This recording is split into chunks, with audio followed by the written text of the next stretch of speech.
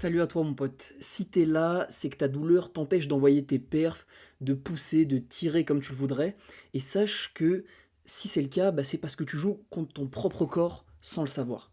Tu vois, les principes dont je vais te parler dans cette vidéo, ils expliquent pourquoi tu stagnes, pourquoi tu rechutes, et surtout comment tu peux devenir plus fort.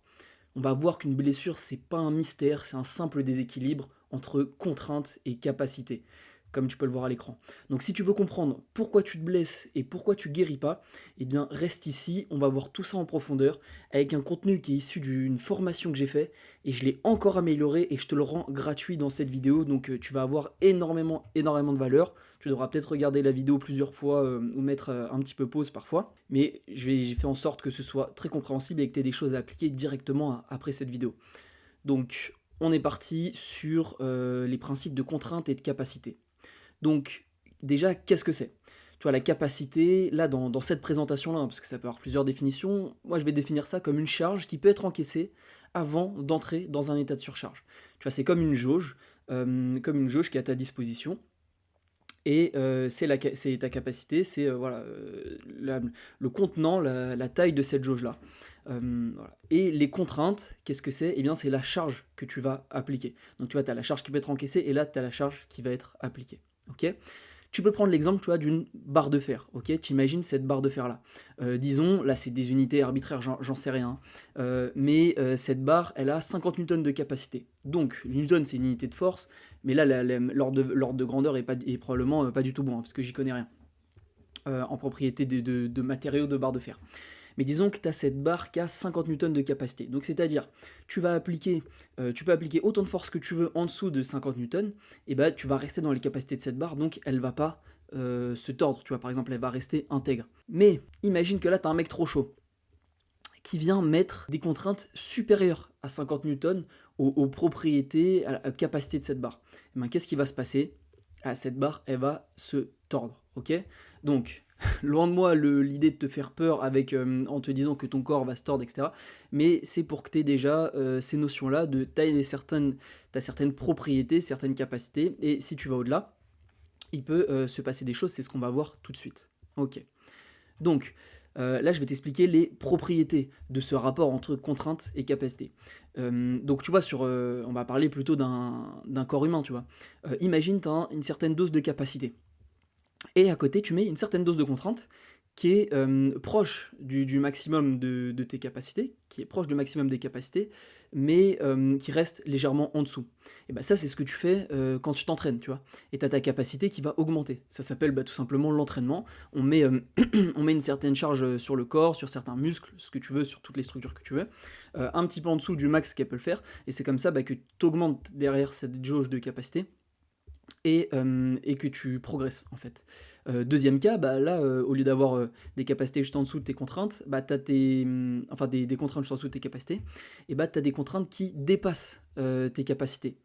Et là, tu vas rentrer dans un stade de surentraînement ou de blessure, et tes capacités vont diminuer. Tu vois, si tu mets trop de contraintes par rapport à tes capacités, tu vas diminuer. Troisième cas de figure, tu as tes contraintes qui sont vraiment en dessous de tes capacités. Tu as des contraintes moyennes par rapport à tes capacités. Là, tu vas rester au même niveau, tu vas plutôt te maintenir. Tu vois, tous ces rapports-là, ils sont pas ultra précis. Hein. Pour te maintenir, tu as besoin de vraiment très peu pour progresser. Donc voilà, là, tu peux être significativement en dessous de tes capacités, tu vas te maintenir. Ça pourrait même peut-être, tu vois, un petit peu en dessous. Ok. Et enfin, troisième cas, tu as des contraintes qui sont vraiment très basses par rapport à ce que tu peux faire. Et là, si tu stimules pas ces capacités-là, le corps il va se dire bon ok, j'en ai pas besoin, donc il va les diminuer. Donc ça, c'est quand tu t'entraînes pas assez. Ok. Maintenant, on va pouvoir passer à des applications un petit peu plus pratiques. Tu vas voir. Donc, si on reprend un petit peu tout ça, schéma. Tu t'entraînes, tu as une certaine dose de capacité, tu mets une certaine dose de contrainte. Super. Qu'est-ce qu'on a dit? Progrès, tes capacités augmentent. Tu vois, là, c'est un petit peu ce qu'on a vu avant. Ok. Super. Mais maintenant, imagine que tu as cette même capacité. Ok. Et sauf que là, tu mets tout ça de contrainte. Et tu te rappelles un peu ce qu'on a dit avant. Et là, tu vas te surentraîner. Ça peut être plus ou moins sur le long terme. Ou alors, tu peux plus ou moins vraiment exploser cette dose-là et te blesser d'un coup. Souvent, c'est un peu un mix des deux. Où tu peux avoir sur le long terme, tu peux avoir d'un coup. Typiquement, quand tu fais une chute, et que tu te casses un os, bah là c'est que d'un coup tu as une dose de contrainte énorme par rapport aux capacités, donc ça pète d'un coup. Si tu es juste un petit peu au-dessus, bah là ça va plutôt être un surentraînement un peu latent, tu vois, et si ça dure un moment, bah là tu vas pouvoir avoir une blessure. Dans les deux cas, tu as les contraintes qui dépassent les capacités. Et là, ce qui se passe, bah, c'est que tu. Donc, si tu te blesses, bah, forcément, directement, tu as des douleurs, tu as des processus pathologiques et tout qui font que tu as moins de capacité. Ou même, tu vois, si tu as vraiment un truc qui pète, bah, disons que tu as un câble, un tendon de corps qui pète. Bon, ça, c'est assez rare, hein, là, c'est les cas traumatiques. Bah, forcément, tu vas perdre en capacité. Et si tu te surentraînes, bah, avant de te blesser, déjà rien qu'avec le surentraînement, et bah, tes capacités vont diminuer petit à petit parce que tu demandes trop et tu vas avoir de moins en moins de force, d'énergie, commencer à avoir des douleurs, etc. Ensuite, imagine que du coup, suite à ce surentraînement, à ces blessures-là, et ben, tu vas diminuer un petit peu, enfin tes capacités vont diminuer. Ok. Ça, c'est ce qu'on a dit. Sauf que si derrière qu'est-ce qu'il faut faire? Bah, dans l'idée, tu baisses aussi les contraintes. Pour toujours avoir ce rapport intéressant, tu vois, de petites différences entre capacité et contrainte. Tu vois ici, tu as vraiment la même différence qu'ici, la même différence qu'au niveau du progrès. Donc tu vois, effectivement, bah, ça c'est plutôt la bonne réponse. Tu vois, tu vas réadapter tes contraintes pour qu'elles soient à peu près légèrement en dessous de tes capacités. Et bah là, c'est le bon comportement post-blessure. Et bah là, tu vas reprovoquer une augmentation de tes capacités. Ça, c'est vraiment super. Maintenant, autre cas de figure, imagine, bah voilà, tu as tes capacités qui baissent suite à ton surentraînement ou à ta blessure, mais tu mets zéro contrainte, repos total. Et c'est là que tu vas comprendre pourquoi le repos total, ou que peut-être tu as déjà compris vu ce que je t'ai expliqué avant, c'est là que tu vas comprendre pourquoi le repos total n'est pas la solution. Donc voilà, tu as tes capacités qui ont baissé, post-blessure. Et là, tu mets zéro contrainte. Bah, zéro contrainte, qu'est-ce qui se passe? On l'a vu dans la diapo d'avant. Et bah, tu as tes capacités qui vont diminuer. Parce qu'on a vu que quand il y a un trop grand différentiel entre tes capacités et tes contraintes, bah, le corps, lui, il va pas s'embêter à maintenir de telles capacités si elles sont pas stimulées. Donc là, tu vas baisser tes capacités en t'entraînant vraiment très peu. Et souvent, bah, après un repos total, tu dis bon bah là c'est bon, je me suis bien reposé. Maintenant, je peux reprendre quand même renvoyer des contraintes. Sauf qu'en fait, bah, après le repos total, tes capacités, elles sont là. Donc donc après, tu vas dire ouais, je renvoie des petites contraintes et même en y allant progressivement. Donc tu vois, je te renvoie des petites contraintes, même plus petites enfin vraiment plus petites que ce que tu avais avant. Sauf qu'en fait, comme avec le repos total, bah, ta capacité elle est tellement baissée, et bah là, ça c'est la reprise post-repos total, bah, tes capacités elles vont encore diminuer parce que là, le niveau de contrainte que tu as renvoyé, même s'il est petit, à cause de ta baisse de capacité, à cause du repos total, bah, ça reste de la surcharge. Tu vois, tu gardes le déséquilibre entre contrainte et capacité avec une grosse augmentation du côté contrainte. Et bah là, c'est le même schéma que quand en fait tu fais ça, tu vois, là c'est la même différence que tu as entre les deux, alors que tu mets un niveau de contrainte très bas, tu vois, éclaté par rapport à ce que tu peux faire, ok. Donc, et bah c'est pour ça que le repos total n'est pas bon, tu vois. Et après, et là en plus tu vas pas comprendre, tu vas dire putain, mais là j'ai mis au repos total, j'ai laissé tranquille à fond, et maintenant je reprends un petit niveau de contrainte, pourquoi ça passe pas, tu vois. Et c'est pour ça qu'en fait la plupart des gens, bah, alors ça c'est autre chose parce que cette formation ce diapo il est issu d'une formation que j'avais donnée et où j'avais déjà parlé de beaucoup de mobilité de force. Pourquoi j'ai écrit ça? C'est parce que la capacité, souvent, ça va se traduire en termes de mobilité et de force, parce que c'est des capacités physiques qu'on sait très bien améliorer et qui sont responsables de réduction de blessures. C'est des capacités physiques qu'on peut améliorer, bien mesurables, et qui ont des bons effets en termes de mitigation du risque de blessure. C'est pour ça qu'on parle beaucoup de mobilité et de force, et que tu vois dans ces capacités là souvent ce que tu retrouves ça va être mobilité, force, avoir du contrôle moteur, etc., plein de choses, mais voilà. Et donc ce que je disais, bah, c'est que voilà, ces deux schémas là, le repos total et la reprise post-repos total, et bah ça va donner lieu en fait à un cycle dans lequel tu vas pas trop guérir.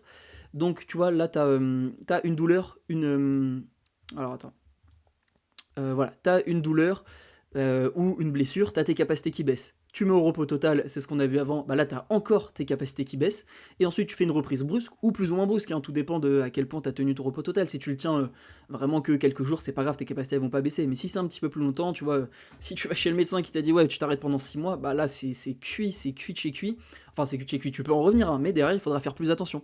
Et même une reprise progressive sera brusque, si vraiment tu t'arrêtes pendant très longtemps.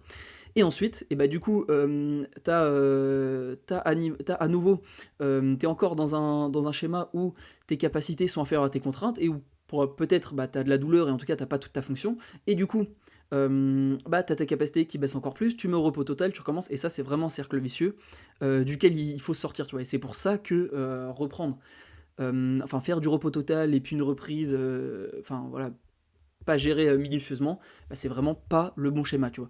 Et que les bons schémas, ça va être plutôt retourner dans un différentiel comme celui-ci, ici, tu vois, où tes capacités ont baissé et t'adaptes les contraintes sans trop les diminuer, ok. Ta bête, excuse-moi de te couper en pleine vidéo, je te prends quelques secondes pour te dire qu'en description, tu as un lien vers mon calendrier si tu veux prendre un appel gratuit avec moi qui n'engage à rien. Le but, c'est que tu m'expliques un petit peu ta situation, voir si je peux t'aider, si je peux t'envoyer peut-être des ressources supplémentaires ou te fournir des conseils un peu plus personnalisés. Donc voilà, si tu veux aller voir ça, c'est en description. Et sur ce, bah, je te laisse avec la suite de la vidéo. Voilà. Et là, tout ce que je t'ai dit, c'est important de comprendre qu'en fait, ça, c'est au niveau du corps. Tu vois, là, on peut imaginer ça au niveau du corps. Donc, ton corps a des capacités et des contraintes.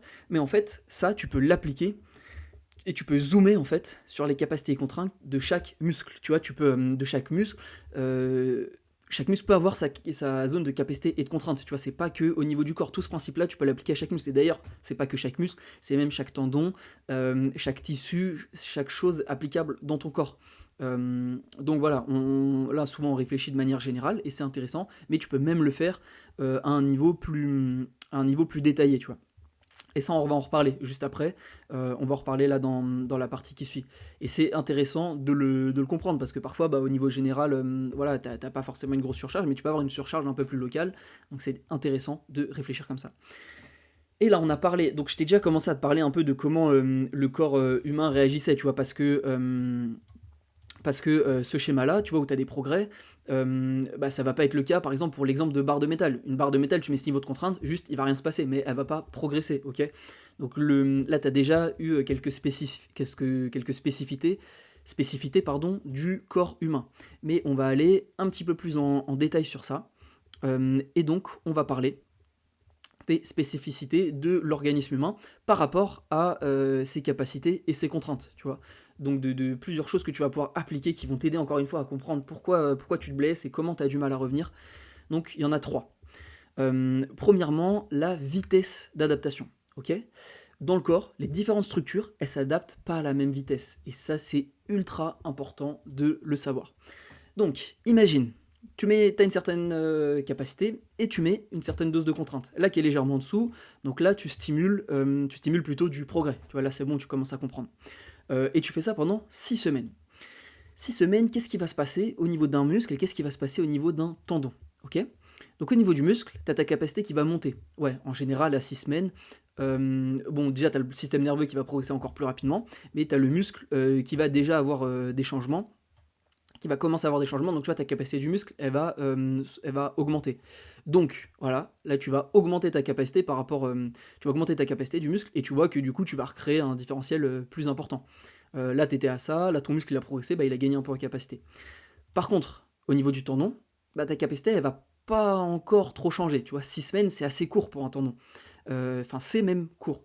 Donc, bah, en fait, tu vas rester à peu près dans ce même schéma-là. Mais du coup, toi, comme tu as fait 6 semaines comme ça, tu te dis, bon, là, il serait temps de progresser. En plus, tu te sens peut-être un peu plus à l'aise musculairement. Et du coup, là, tu vas augmenter les contraintes. Tu vas te dire, ouais, je vais faire ma surcharge progressive, je vais augmenter les contraintes. À nouveau, qu'est-ce qui va se passer au niveau du muscle et des tendons? Eh bien, au niveau du muscle, tu as tes capacités, tu vois, la cave est augmentée. Donc, tu augmentes les contraintes. Et bah, c'est trop bien. Tu restes dans un schéma où ça va être bien toléré et où même tu vas reprogresser. Tu vois, ça c'est super. Effectivement, tu avais ces contraintes t'avais monté tes contraintes, bah tu peux monter les capacités qui avaient monté, bah tu peux monter les contraintes pour te remettre à progresser. Par contre, en fait, et bah, au bout de 6 semaines, ton tendon, lui, il a pas trop gagné en capacité. C'était un peu court pour lui. Donc là, tu augmentes les contraintes parce que tu te dis, ouais, c'est bon. Et sauf qu'en fait, au niveau du tendon, et bah, tu te retrouves en surcharge. Et ça, c'est très important de le comprendre, c'est méga frustrant, c'est trop chiant. C'est trop chiant, mais c'est comme ça. Parfois, en fait, ça va être intéressant de cycler, de peut-être faire une phase de plateau des charges ou des intensités, où le système nerveux, lui, il sera prêt pour mettre plus lourd, le système musculaire sera prêt pour mettre plus lourd, mais d'autres structures dans ton corps, comme par exemple les tendons, ne seront pas prêtes et elles auront besoin plus de temps. Donc c'est frustrant parce que tu aurais pu progresser sur le reste, mais en fait, tu es obligé de respecter ça. Et donc c'est pour ça que c'est intéressant de regarder plus dans le zoom sur chaque structure, là, comme les diapos que je t'ai montré avant, et de connaître un petit peu, et de connaître ça, d'avoir ces notions en tête. Ok. Numéro 2, spécificité de l'organisme humain, pas que physique. Et oui, là on parle beaucoup de contraintes et de capacités, donc on imagine la charge qu'on met, le poids que je mets, le nombre de reps que je fais, mais en fait, les contraintes que tu mets sur ton organisme, donc de manière générale sur ton corps ou sur chaque tissu, enfin sur des choses plus précises, et ben en fait elles sont pas que d'ordre physique, mais elles sont aussi d'ordre psychologique, mental. Donc là je t'ai mis le stress, bah, tu peux rapidement l'imaginer, voilà, quand tu as une période très stressante, ça met des contraintes sur ton corps qui sont pas des newtons, tu vois, qui sont pas du stress métabolique ou de la force mécanique, mais qui vont jouer dans ta balance contrainte-capacité. Et j'ai mis cognition, oui, par exemple, si tu as extrêmement fait chauffer ton cerveau pendant un moment, bah, ça va te prendre des ressources mentales et ça va rajouter de la charge mentale à tes jauges contraintes-capacité. Tu peux avoir des contraintes énergétiques, ok. Là, je fais plutôt référence, par exemple, à la nutrition, ok. Si tu manges beaucoup moins, donc tu vas voir que c'est plutôt inverse, là tu vas plutôt baisser tes capacités, mais ça on en reparle juste après. Et bah là ça va être des contraintes d'ordre énergétique, tu vois, par rapport à ce que tu manges, ce que tu fais rentrer et ce que tu dépenses, ce que tu fais sortir. Et des contraintes plutôt hypniques, donc ça va être ça c'est relatif au sommeil, ok. C'est relatif au sommeil, donc bah, si tu as un mauvais sommeil, si tu as un sommeil court, etc. Donc on a dit contraintes psychologiques ou mentales, contraintes énergétiques plutôt en rapport avec la nutrition, et contraintes hypniques plutôt en rapport avec le sommeil. Et tout ça, bah, ça se traduit sur le physique, bien évidemment. C'est pour ça que derrière tu peux te blesser physiquement, alors que tu vas pas te blesser mentalement, tu vas peut-être pas faire de burn-out, mais ça rajoute un truc. Donc voilà, tout ça se traduit sur le physique, c'est pour ça que c'est important à prendre en compte. Ok. Et maintenant, point numéro 3, la fluctuation des capacités. Bah ouais, on a beaucoup parlé de fluctuation des contraintes, mais en fait ça fonctionne aussi à l'envers, tu vois. Nous, on a beaucoup parlé du fait que bah là, les contraintes vont monter un petit peu trop tôt, par exemple quand tu vas faire ta surcharge, que voilà, les contraintes sont trop hautes, donc derrière il faut les réadapter à la baisse, etc. Mais en fait, ça peut fonctionner à l'envers. C'est tes capacités qui peuvent bouger aussi. Et là, bah, c'est le troisième point super intéressant à comprendre. Ça, c'est le cas, oui, où tu as tes contraintes qui vont augmenter. Et ça, c'est donc ce dont on a beaucoup parlé. Une overload, donc une surcharge par augmentation des contraintes. Ok. Tu vois, là, tu avais le même niveau de capacité entre ces deux moments-là, mais juste tu as augmenté les contraintes, et là, tu crées ce différentiel qui crée la surcharge. Blessure ou surcharge. Tu vois, un peu tenue sur le long terme, qui va donner des douleurs ou surentraînement, ok. Donc tu as ce cas-là, c'est celui dont on a beaucoup parlé. Et puis ensuite, bah, tu vas avoir le deuxième cas, où là, ton niveau de contrainte ici, ça reste le même que celui-ci, par contre ton niveau de capacité baisse. Bah, qu'est-ce qui se passe? En fait, tu as le même différentiel, tu vois, entre ici, là, et entre en bas, tu as le même différentiel, alors que tu n'as pas touché tes contraintes. Et là, tu peux te dire, ok, mais en fait, j'ai pas du tout changé mon entraînement, pourquoi est-ce que je me blesse? Bah en fait, c'est parce que tes capacités ont baissé et tu es rentré dans un overload, donc dans une surcharge, par diminution des capacités, sans changer les contraintes. Et ça, souvent, on se dit, bah, putain, là, j'ai fait un bloc ou une semaine, j'ai rien changé par rapport à l'autre, et je me suis fait mal. Bah, en fait, c'est ce qu'on a vu avant. Tu vois, c'est plutôt dans ce sens-là que vont jouer, par exemple, la nutrition et le manque de sommeil. Ils vont pas augmenter forcément tes contraintes, ils vont surtout baisser tes capacités. Tu vois, ils vont surtout baisser tes capacités. Et du coup, tu peux te retrouver dans les schémas où bah, tu es en overload sans avoir joué sur les contraintes et en ayant augmenté les capacités. Tu vois. Donc c'est ça qui est important à retenir, c'est que ta capacité, enfin pas en ayant augmenté les capacités, en l'ayant diminué. Là, tu as ta capacité qui fluctue avec le sommeil, la nutrition, le stress. Tu vois, tu peux peut-être encaisser moins, et du coup, en mettant le même niveau de contrainte, et bah, tu vas pouvoir te blesser, en fait, ou rentrer un peu en surentraînement. Donc, tout ça, c'est super intéressant de le comprendre. Et derrière, comment tu peux le contrer? C'est ça qui est intéressant. Comment tu peux le contrer? Bah ça, c'est quelque chose que je fais beaucoup avec les gens que je suis, mais, que je mets en place. Donc je te dis moi ce que je mets en place, mais par exemple que tu pourrais faire aussi de ton côté. Eh bien ça va être déjà suivre un petit peu ta nutrition, ton sommeil, ton niveau de stress pour pouvoir le mettre en raccord. Et si tu vois par exemple que ton niveau de stress et ta nutrition ils sont très bas pendant un moment et qu'ensuite par contre tu gardes le même niveau de contrainte, bah peut-être que tu vas pouvoir te blesser. Alors que si on l'avait repéré, peut-être que tu aurais pu descendre un petit peu. Mais tu sais quoi, je vais directement aller dans mon outil d'entraînement pour te montrer un petit peu comment ça peut être fait de manière tout simple. Je te reprends dans un instant. Ok, très bien. Bah là, tu vois mon document d'entraînement. Ça, c'est le mien actuellement. Bah, tu vois quelque chose que je fais. Là, t'as tous tes entraînements de la semaine, lundi, mardi, mercredi, etc. T'as ta prog. Et tout simplement, et bah, tu peux. Moi, comment je suis ça? Tu peux regarder en fait des facteurs comme ça qui peuvent paraître anodins mais qui sont intéressants. Bon, la motivation, c'est intéressant, tu vois, tu peux noter tout ça sur 5. Motivation, donc si par exemple tu vois le stress il est à 1, t'as des douleurs assez faibles, t'as une bonne motivation. Fatigue, bah voilà, tu t'entraînes, c'est dur, mais t'es dans un bloc, on va dire, de développement, voilà, t'es pas méga fatigué non plus, pas trop de courbatures, t'es bien habitué à ça.